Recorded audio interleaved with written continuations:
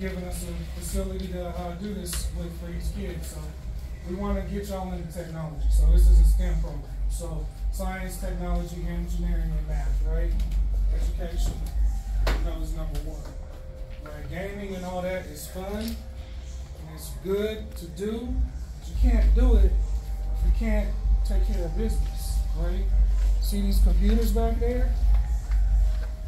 The computers we're about to build, you can do business on those. So, what do you want to be when you grow up?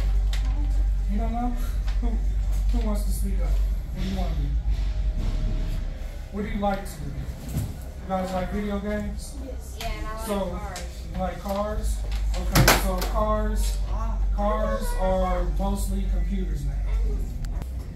I pressed the button, told it how fast I wanted to go, told it where I needed to go, and I just kind of, held on, drove me here.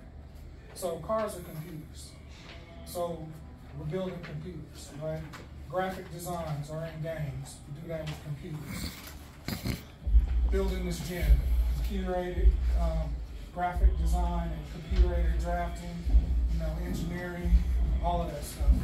We have these tools. So these computers, they're fun, but they're tools, right?